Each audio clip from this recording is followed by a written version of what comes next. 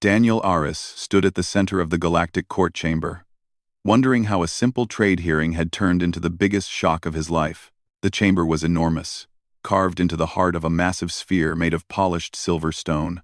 Thousands of alien diplomats sat on floating platforms, their eyes glowing in different colors as they whispered among themselves. Daniel felt very small, but tried to keep his posture straight. He had planned to speak for only 10 minutes about Earth's trade rights. Instead, he was now the center of a heated argument that echoed across the hall like a storm. The judges, tall beings made of white mist inside crystal frames, shifted in their seats. Their voices sounded like wind through glass. They spoke in calm tones, but every word carried power across the room. Daniel had been told they were always fair, but after listening to them talk for an hour about ancient treaties, he was not sure anymore. The Consul, a respected leader with a gentle face and deep blue eyes, stood beside Daniel and looked more worried than anyone else in the hall. The problem had started when one judge brought up an old alliance contract written thousands of years ago.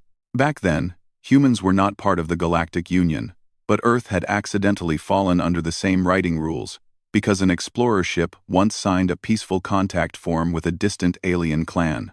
That small event, ignored for centuries, had suddenly been linked to a clause in the ancient treaty. According to the document, if the treaty was ever renewed, a representative from the new allied species had to create a symbolic marriage bond with the Consul's next generation. Daniel had laughed at first, thinking it was impossible, but the court took it seriously. When the judges announced he was the human representative present during the clause activation, the entire chamber fell silent. Daniel's smile slowly faded. The Consul lowered his head, the other diplomats began to murmur, and then the judges delivered the statement that changed everything. The alliance requires the human representative to enter a symbolic marital pact with the Consul's 3 granddaughters.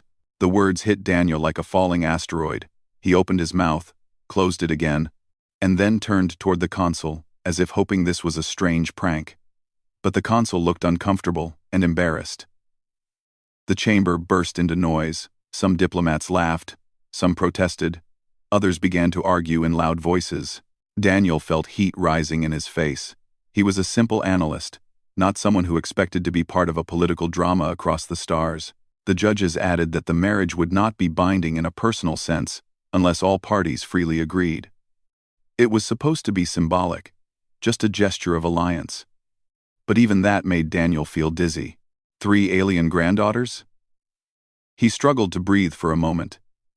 His mind could not understand how his quiet diplomatic trip had turned into this. Earth's delegation panicked. They whispered to each other, pacing around the platform. Daniel heard someone saying they should appeal. Someone else argued it would take years. Another person muttered about the treaty being too old to challenge. Daniel rubbed his forehead, trying to stay calm. The Consul placed a hand gently on Daniel's shoulder and apologized in a soft voice. He explained that the clause had been forgotten for generations and was never meant to be used again. When the court session ended, the chamber emptied slowly. Daniel followed the Consul into a quieter hall, lit by floating blue lanterns. The Consul still looked troubled. His long robe of silver cloth flowed behind him like soft waves. He explained that his 3 granddaughters were already aware of the ruling and were waiting to meet Daniel.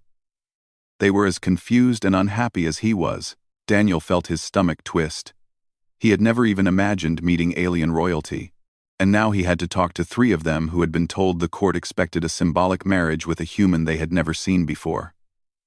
Daniel took a long breath and nodded. "I will meet them," he said quietly. "We should talk. We should figure this out together." The Consul led him to a private garden inside the palace. The garden was beautiful, filled with glowing flowers and tall trees with silver leaves that made a soft ringing sound when the wind touched them. 3 figures stood under a large tree with translucent branches. Daniel stopped a few steps away, unsure of what to expect. The first granddaughter stepped forward. She was tall and slender, her body shining like clear crystal. Her eyes glowed softly with pale blue light. When she spoke, her voice was calm and smooth. "My name is Kayla." She bowed slightly. "I am sorry you were placed in this situation." The second granddaughter came next. She was from a warrior engineer species, with tough, dark skin and glowing red markings across her arms. Her eyes were sharp, and she had a strong posture like someone ready to protect others. "I am Riss," she said.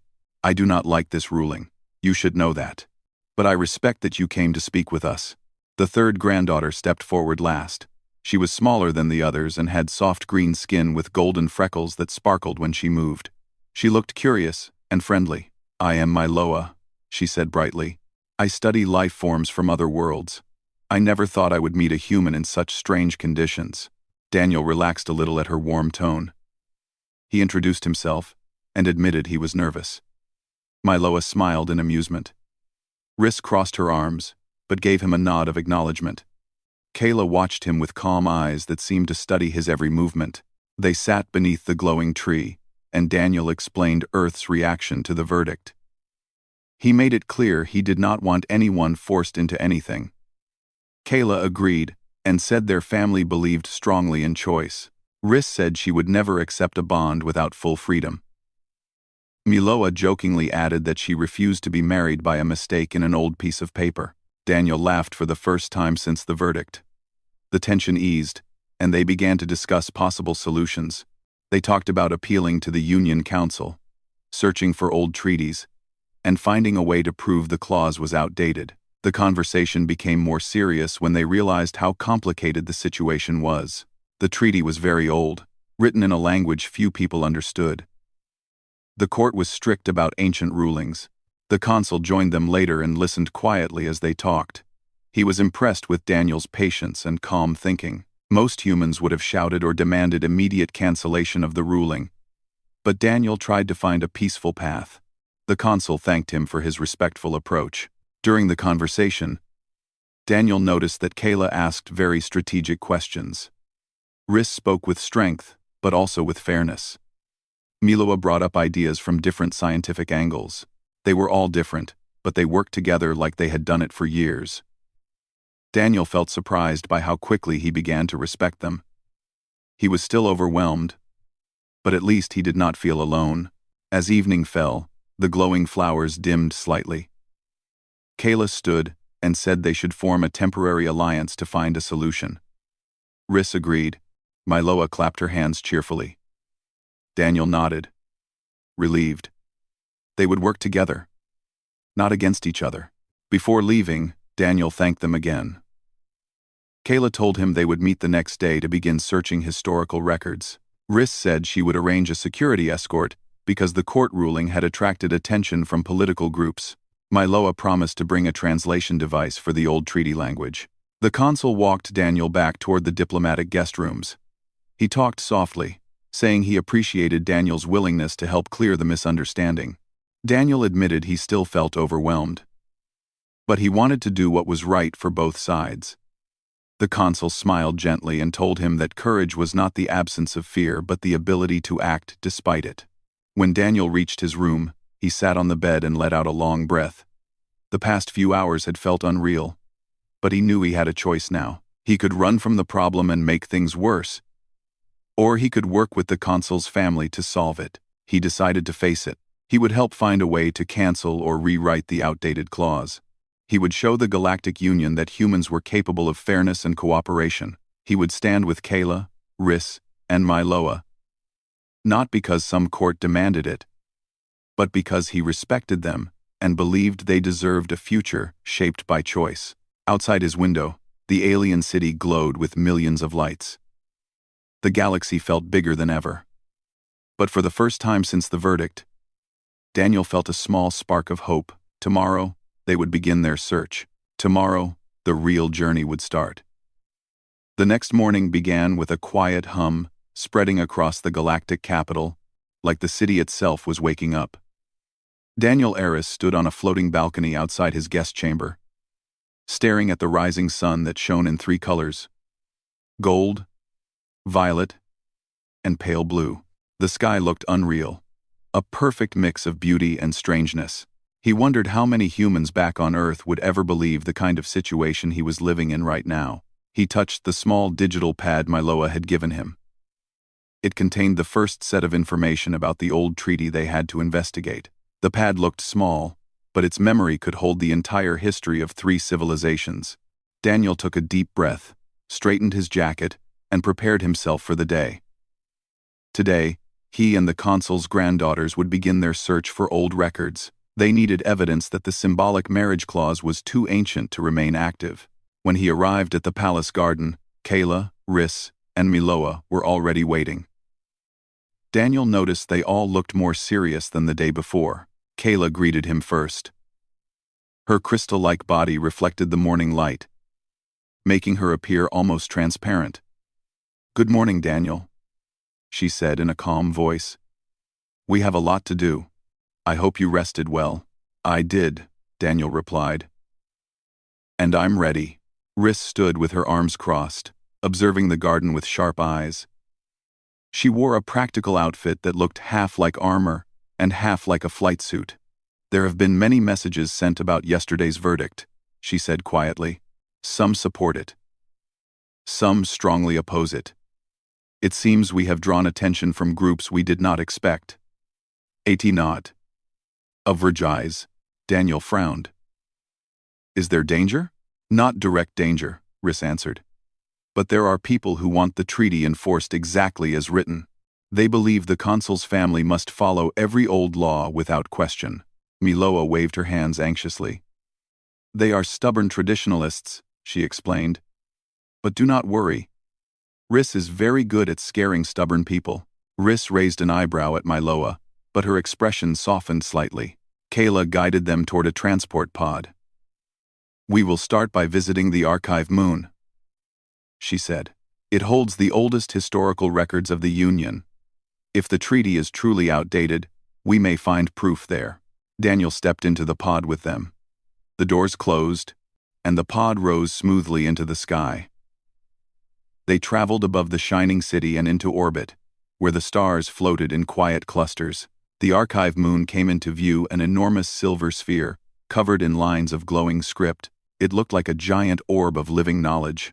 Inside, the archive was silent except for the soft hum of machines.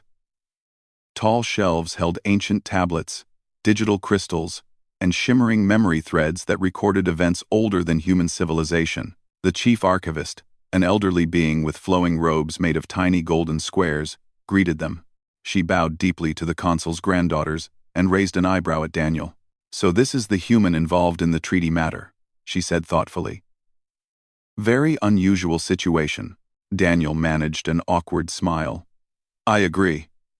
Kayla explained their purpose. The archivist nodded and led them into a long hall filled with floating screens. Each screen projected layers of old data. Riss activated her device and scanned the records.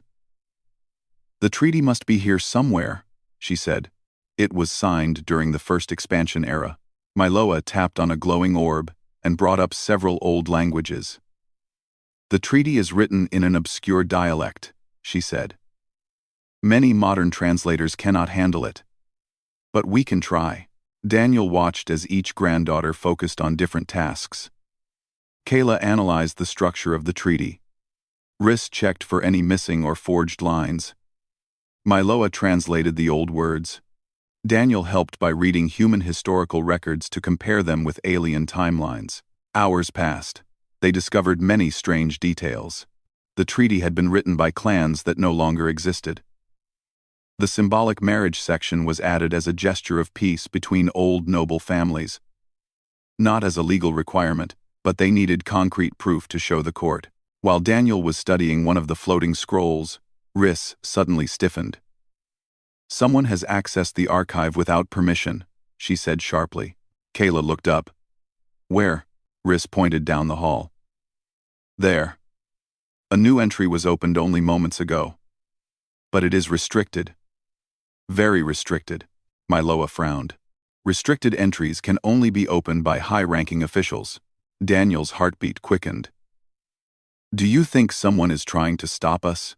Riss didn't answer. Instead, she signaled for them to follow. They moved quickly through the archive until they reached a dark hall lined with silver doors. One of the doors was half open. Inside, they found a shattered memory crystal glowing on the floor. Kayla knelt beside it. her eyes narrowing. "This crystal held the original signing records," she said. "Someone broke it on purpose." Daniel leaned closer. "Can it be repaired?" "No," Kayla said softly. "Crystals like this cannot be restored once shattered." Myloa gasped. "Someone is trying to erase history." Rhys scanned the room again and spoke in a low voice. "We are not alone. We are not alone." Before Daniel could ask what she meant, the lights flickered. A group of shadow-like figures appeared at the end of the hall. Their bodies shimmered like smoke wrapped in armor. They carried energy tools shaped like long blades. Daniel felt a chill run through him. The figures spoke in a harsh, whispering voice. "Leave the archive. The treaty must stand. The ruling cannot be reversed." Kayla stood tall. "Destroying evidence is illegal.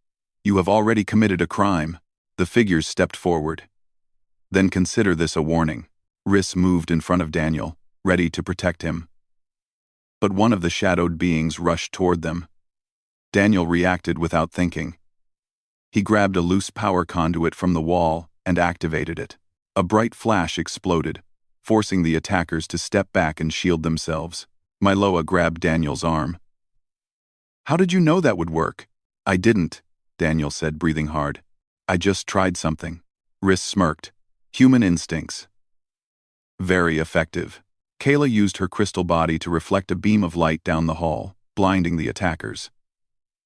Rhys pushed Daniel toward the exit. "Move! We need to get to the main chamber." They ran through the archive's halls as alarms rang. The attackers chased them, but the archivist activated the security barriers. Thick walls dropped from the ceiling, blocking the intruders. Daniel and the granddaughters rushed into a safe hall and caught their breath. Kayla looked at Daniel with new respect. "You were very quick. If you had not acted, we might have been surrounded."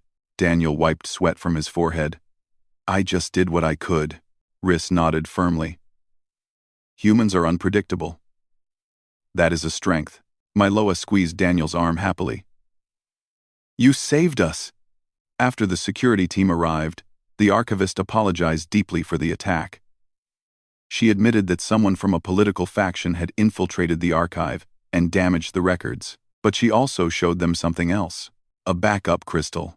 It contained part of the old treaty and proved that the symbolic marriage clause was only a ceremonial gesture meant for two families that no longer existed. It was not intended for future generations or unrelated species. Kayla held the crystal gently. "This may be enough to challenge the ruling." Rhys studied it. "But the attackers will not stop. They want the ruling to remain, so they can use it for political pressure." Myloa added, "We must return to the Consul. He needs to know what we found." On the journey back to the planet, the group sat quietly in the transport pod. The atmosphere felt heavier than before. They now understood the situation was more dangerous and complicated than they imagined. Daniel looked at the three granddaughters. "No matter what happens," he said, "I want to help. Not because of the court ruling, but because I believe you deserve the truth." Kayla smiled softly. Rhys placed a hand on his shoulder.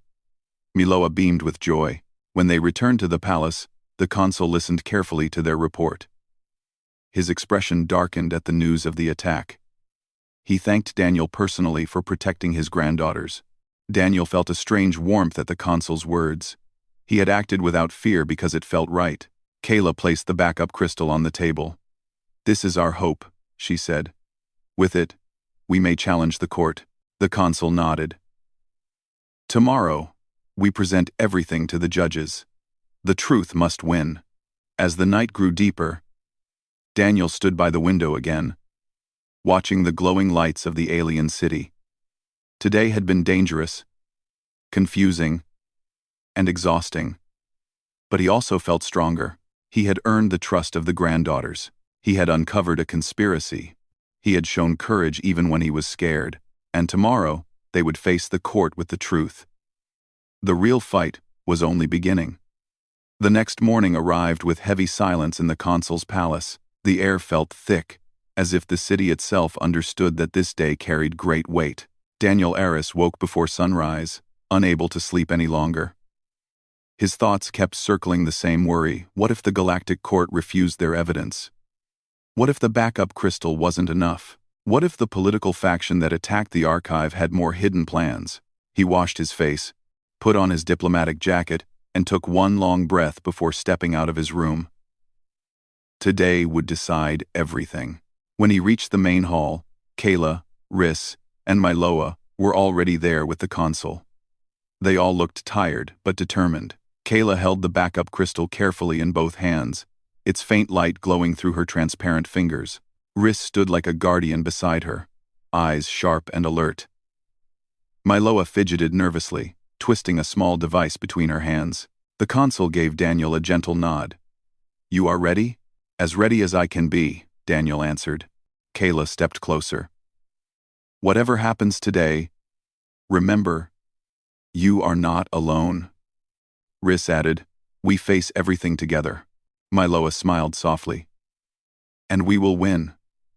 I can feel it." Daniel felt warmth spread through him. Their support mattered more than he expected. They left the palace in a guarded transport. The skies over the galactic capital were filled with patrol crafts today, extra security because of the recent archive attack. Daniel could see crowds gathering on the floating platforms outside the court. Rumors about the treaty ruling had spread across the galaxy. Everyone wanted to witness the final decision. When they landed, the crowds parted to let them through. Some people looked curious, some respectful, and some angry. A few held banners calling for tradition. Others demanded fairness. Daniel walked between the Granddaughters, feeling the pressure of 1,000 eyes on him. Inside the galactic court, the atmosphere was tense.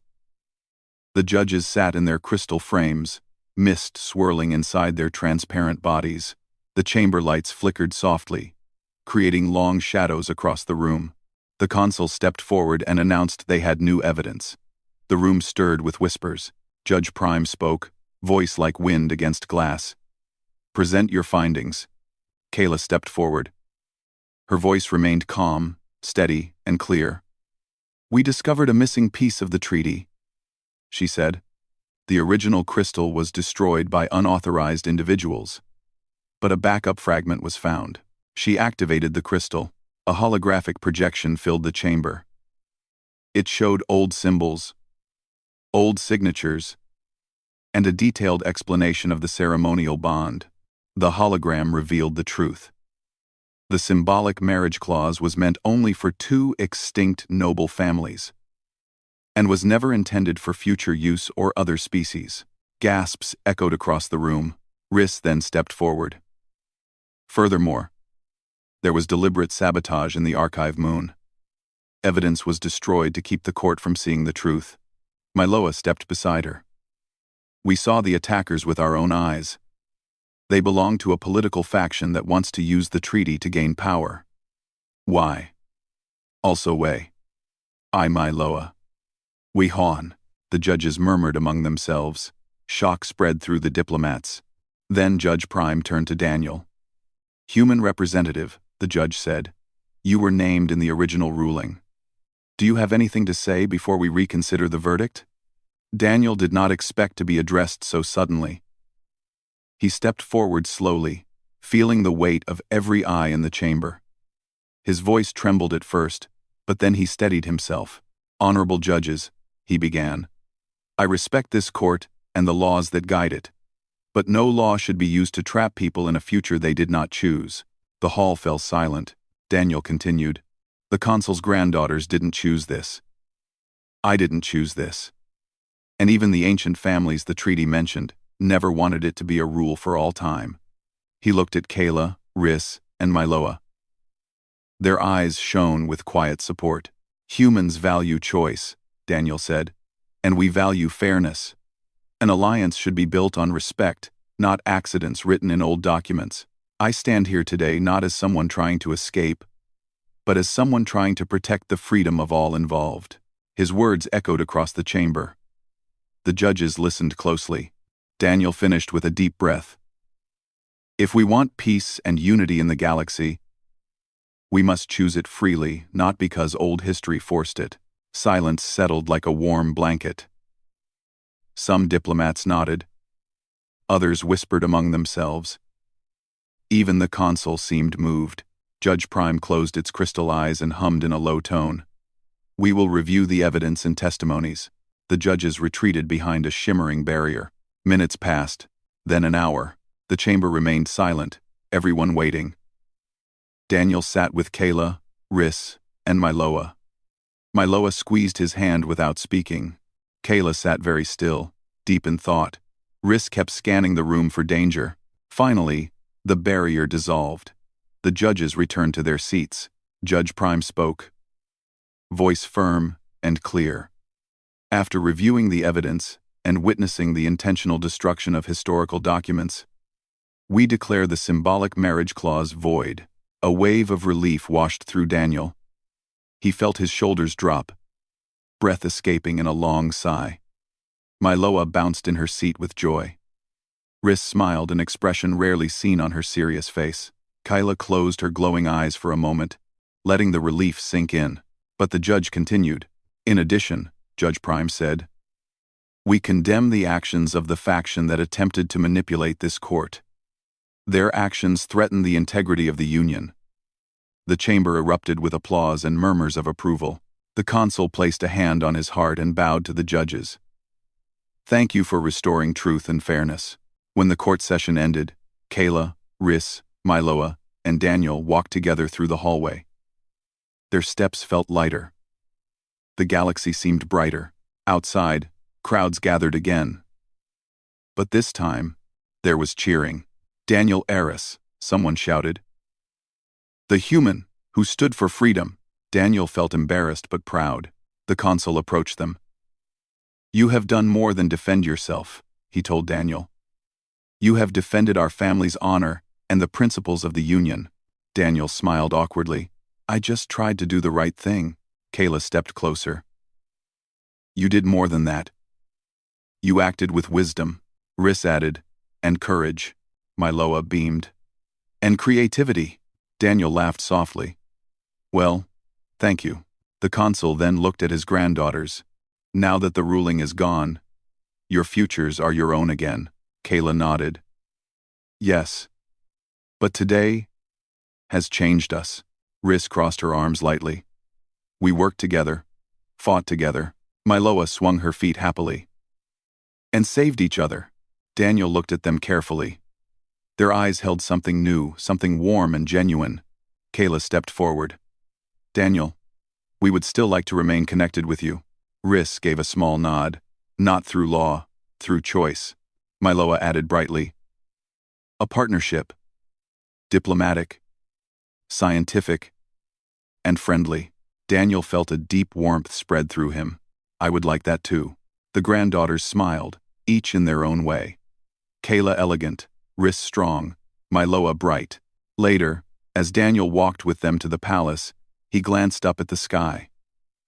The stars shone brighter than before, as if celebrating the day's victory. He had come to the galactic capital for a simple trade hearing. He ended up uncovering sabotage, defending freedom, and forming bonds he never expected. The galaxy was vast and full of challenges. But now, Daniel felt ready to face anything, with Kayla's wisdom, Rhys's strength, Myloa's curiosity, and the consul's guidance beside him. This was not just the end of a strange verdict. It was the beginning of a new alliance, one chosen freely, built honestly, and filled with hope for the future.